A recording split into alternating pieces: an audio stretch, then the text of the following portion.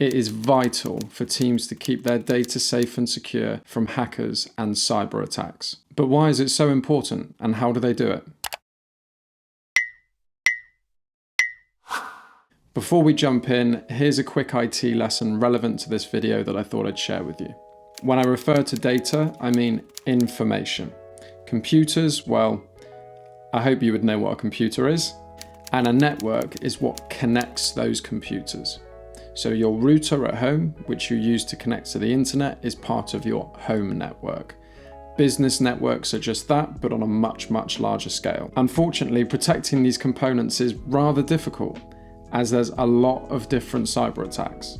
For example, malware attacks, which are intended to deceive employees into downloading malicious or bad software. You've got man-in-the-middle attacks, where a hacker will attempt to intercept communications between, two computers, two mobile phones, two video calls, in an attempt to eavesdrop or possibly even manipulate the communication going from one device to the next.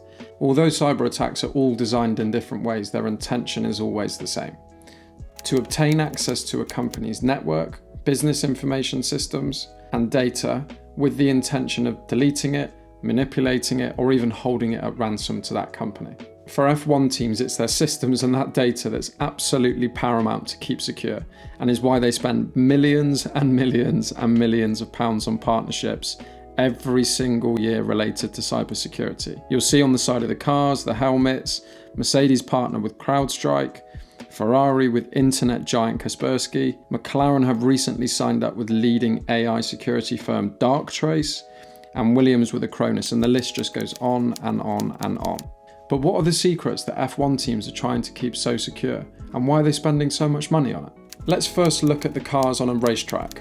Not only do they have wheels, a halo and a front wing, but what you can't see is the ECU, or the electrical control unit, which is essentially a computer on board the car. It's essentially the brains of the computer, and it feeds tons and tons of data back to the teams, trackside, back in the factory, and so forth.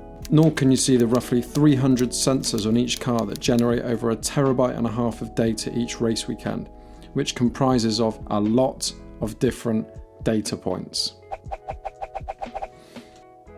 I'm sure you've seen on TV the team principal pushing the red button to speak to the driver or to speak to somebody back in the garage. This communication doesn't just span between pit wall, driver, pit wall and garage. This also goes back to the main HQ where that team is based. Let's say Mercedes, for example. They're based in Brackley in the UK.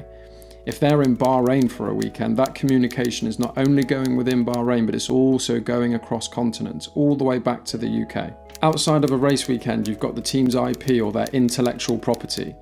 These can comprise of the designs the teams have engineered for the upcoming season, results of wind tunnel testing, innovative design ideas that they have, and not to mention the tons and tons and tons of emails, telephone calls, video calls, and so on that are happening in the way that we're working now.